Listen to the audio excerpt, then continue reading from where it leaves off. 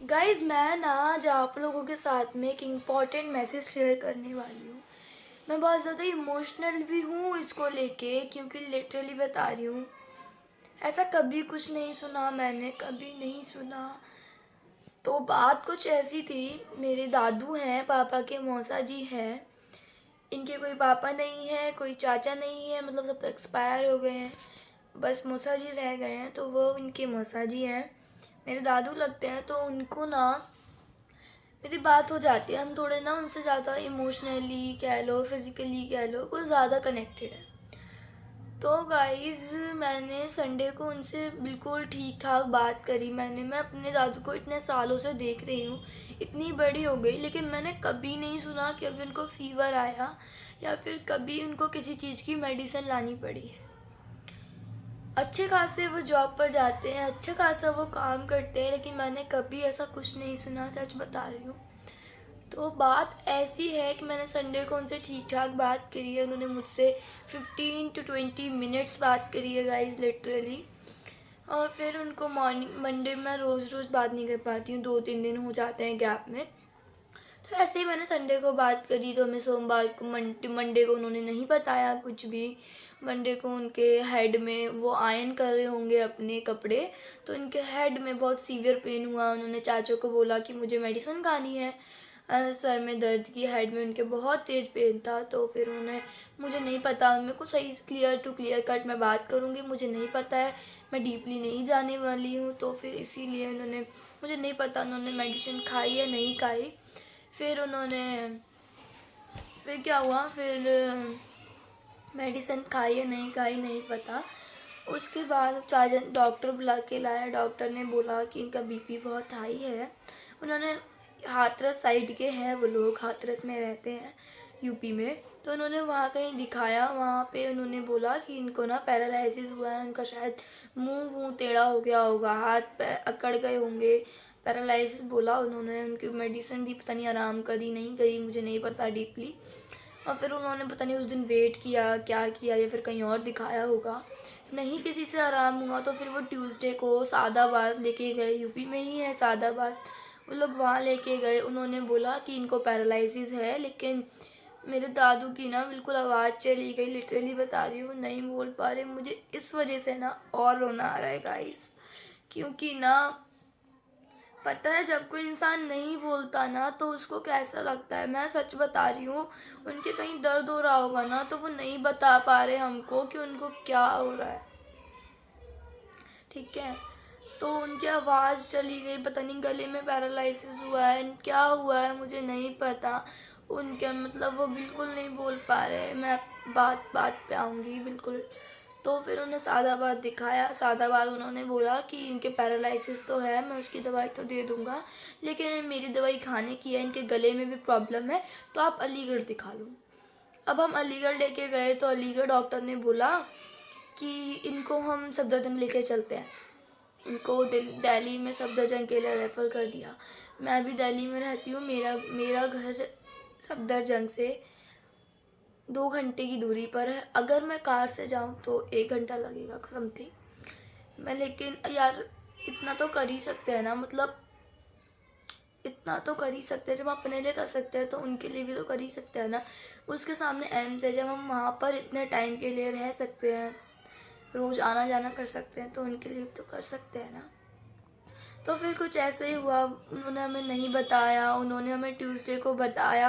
मेरे दादू ना कभी कभार, जैसे उनको मतलब फैक्ट्री वगैरह जाना है, तो पहले मेरे से, शायद अगर उनको ज़्यादा लगते हैं तो वो मेरे से बात करके जाते हैं।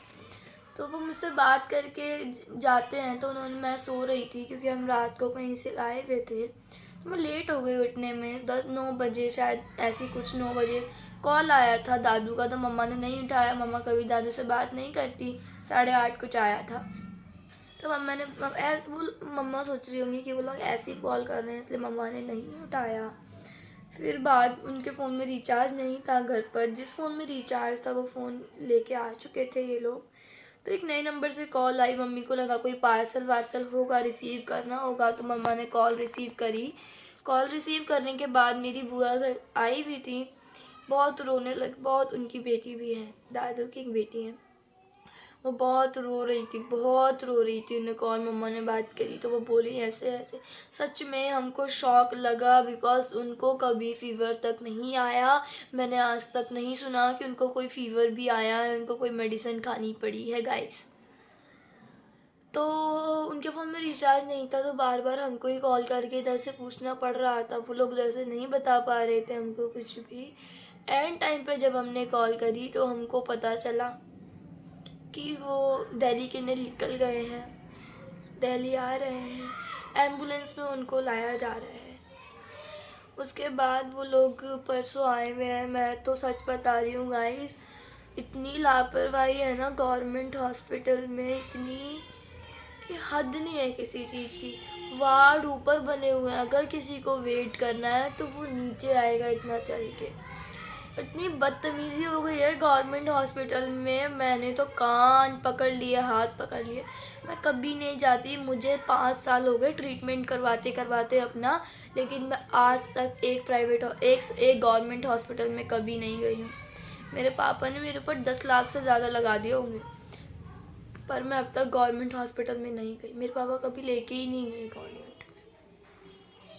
तो उनको मेरे फूफा की कोई बोला उन्होंने कि कोई जान पहचान है, कोई रिलेटिव है, पता नहीं फ्रेंड्स वगैरह, फ्रेंड सर्कल है। तो उन्होंने बोला कि वहाँ पर मेरी जान पहचान है तो सफदरजंग लेके चलते हैं। ये लोग ले आए सफदरजंग। जब लेकर आ रहे थे, रास्ते में थे, तब हमने पूछा, तब इन्होंने बताया कि हम सफदरजंग लेकर आ रहे हैं। सफदरजंग लेके आए तो ये लोग 9 बजे तक आ गए थे सफदरजंग शाम को। ट्यूसडे की बात बता रही हूँ ये। ट्यूसडे को गाइस मेरे ना मतलब इमोशनल इतना है ना कि मेरे आंसू तक कंट्रोल नहीं हो रहे। रोना नहीं आ रही थी यार। फिर हुआ क्या ना, 4 बजे रात को उनको बेड मिला। सच बता रही हूँ, 4 बजे उनको बेड मिला। 4 बजे उनको शिफ्ट किया गया वार्ड में। ट्रीटमेंट उनका मुझे नहीं पता क्या ट्रीटमेंट चल रहा है। उस दिन उन्होंने कुछ एक ड्रिप नहीं लगाई थी, कुछ ट्रीटमेंट चालू नहीं करा। कल पता नहीं दिन में सुबह ट्रीटमेंट चालू हुआ उनका। कल हम गए, मेरी हिम्मत नहीं हो। पापा मेरे परसों गए थे, पापा मेरे 10 बजे गए थे, 2:30 बजे कार से गए थे, 2:30 बजे आए रात को। सेटल वेटल करवा के मेरी दादी को सुला बुला के आए। मैं क्या करूँ।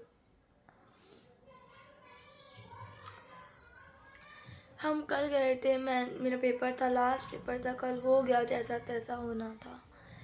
लेकिन जब मैं आई ना तो मम्मा रेडी वेडी होकर जा ही रही थी। मैंने कहा मेरे को भी जाना है, मेरे को भी देखना है यार। मैं ना अपने लिए हॉस्पिटल में इतना भाग ली, लेकिन मेरे को किसी को देखने जाने की हिम्मत नहीं होती, सच बता रही हूँ। तो मैंने कहा मेरे को भी जाना है, तो मैं चली तो गई, लेकिन मैं अंदर नहीं गई। मैं अंदर देखने नहीं गई गाइस, सच बता रही हूँ, मैं अंदर देखने नहीं गई उनको। मैं वेटिंग एरिया पे मैंने 2-2.5 घंटे वेट करा, लेकिन मैं अंदर देखने नहीं गई। मैं इसलिए अंदर देखने नहीं गई, अगर मैं रोती ना तो उनको और दुख होता, वो और रोते, इसलिए मैं अंदर देखने नहीं गई। अब शायद, मुझे नहीं पता, अब ना मैं सच बता रही हूँ, अब वो ना उन्होंने 3 दिन से बस पानी पिया है, कुछ नहीं खाया। 3 दिन हो गए उनको। वो ना 2 टाइम 3 टाइम खाने वाला इंसान जो 3 दिन रोटी ना खाए, उसका क्या होगा।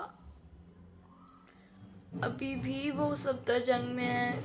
आज डॉक्टरों ने बोला कि आप इनको घर ले जाओ, इनकी सेवा पानी करो, ये ठीक हो जाएंगे। जब इंसान कुछ खा पी नहीं रहा, कुछ नहीं हो रहा उस इंसान का, हिल नहीं रहा, मतलब ठीक हाथ पैर नहीं काम कर रहे, तो क्या वो इंसान घर जाके ठीक हो पाएगा? क्या वो इंसान घर जाके खाना पीने लगेगा? मेरी तो यही समझ में नहीं आ रही यार।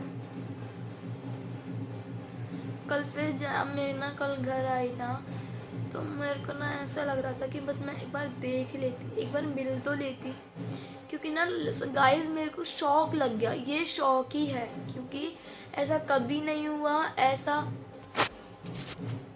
ऐसा अचानक हुआ है। ये अचानक वाला सीन है। जिनकी हमने कभी नहीं सुना था कि उनको फीवर तक आया है, उनको आज ये हुआ है। अब मैं बताती हूँ कि उनको हुआ क्या, क्या डायग्नोसिस हुआ है। उनके नेक में पैरालिसिस है, ऐसा डॉक्टर कह रहे हैं। नेक में पैरालिसिस है, उनके एक पैर में पैरालिसिस है। डिटेल में तो नहीं पता, पर इतना पता है।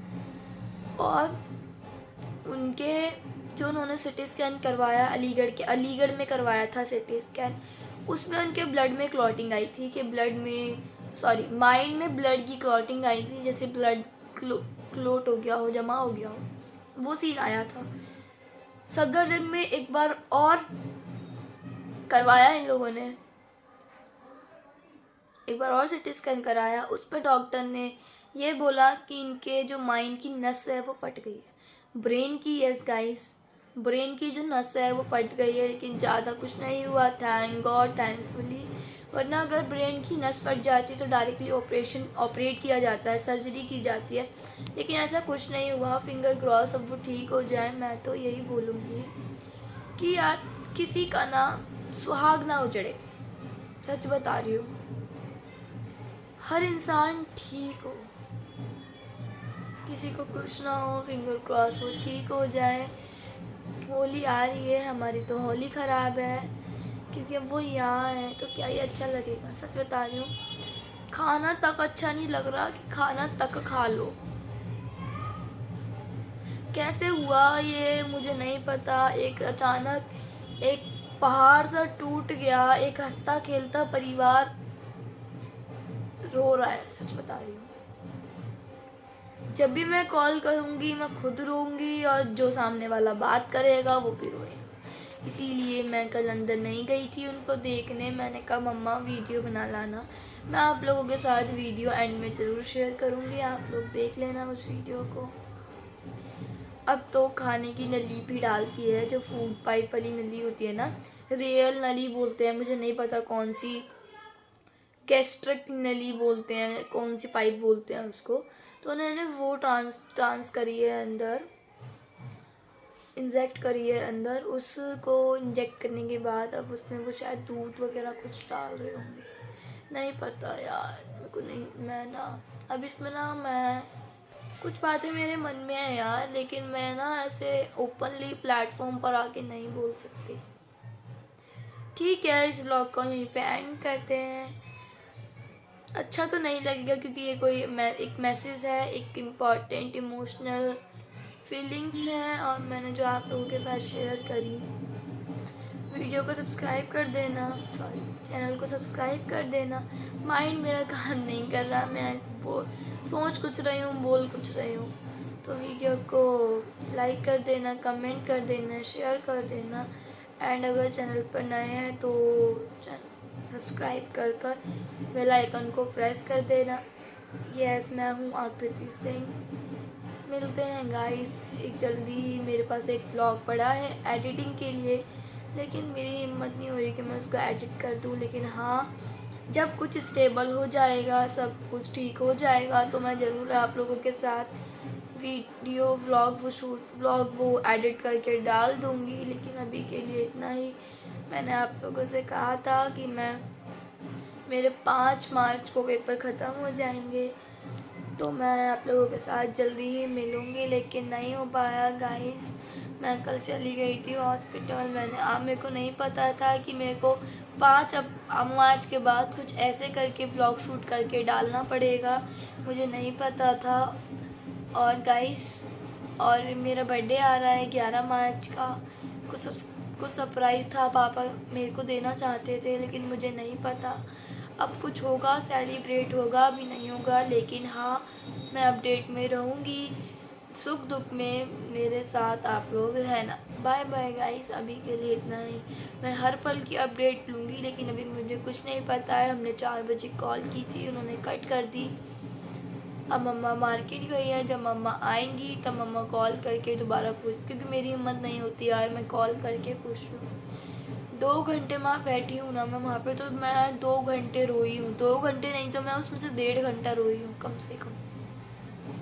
ठीक है गाइस, व्लॉग को एंड करते हैं, मिलते हैं। और सबसे ज़रूरी बात गाइस, इस वीडियो को ज़्यादा से ज़्यादा शेयर कर देना, क्योंकि क्या पता कोई मेरी ज़िंदगी में फरिश्ता बन के आ जाए और मेरी हेल्प कर जाए।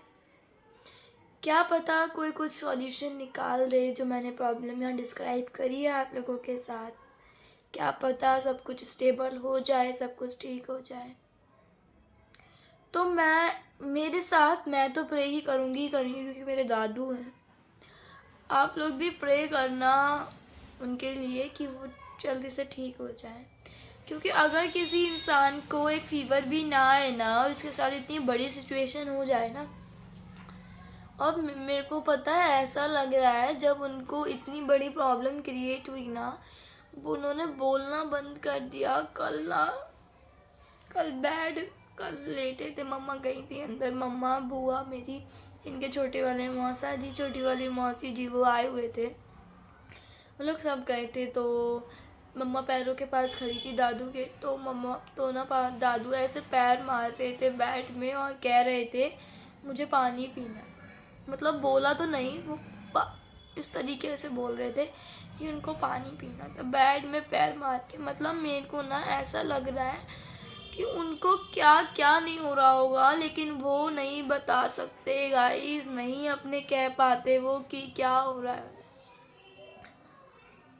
बहुत कुछ ने फेस करना पड़ रहा है, लेकिन हाँ ये बुरा टाइम भी निकल जाएगा, कट जाएगा। मैं तो बस इतना ही बोलूँगी, आप लोग प्रे करना उनके लिए, ठीक है। ऐसे ऐसे ऐसे ऐसे ऐसे ऐसे बता रहे थे कि उनका सर में दर्द हो रहा है, गले में दर्द हो रहा है, इस तरीके से। मैं इसीलिए नहीं गई अंदर। ठीक है गाइस, ब्लॉग को एंड करते हैं। मैंने बोल दिया, ज़्यादा से ज़्यादा ब्लॉग शेयर कर देना, ठीक है, ताकि कि कोई, क्या पता किसी कोने से कोई निकल कर आ जाए जो मेरी हेल्प कर दे, ठीक है। यही मेरा रीज़न था ब्लॉग बनाने का, और शायद मेरे इस वीडियो से किसी को हेल्प हो पाए। तो प्लीज़ बाय बाय, अभी के लिए इतना ही। तो गाइज़ ये वीडियो मैंने डाल दी है, आप लोग देख लेना। सच बता रही हूँ कि मेरी छोटी वाली दादी से दादू कुछ कह रहे हैं। यार मैं क्या बताऊँ, ये वीडियो मैंने अपने लिए बनवाई थी ताकि मैं देख लूँगी। इतने परेशान मैंने कभी नहीं देखा इनको।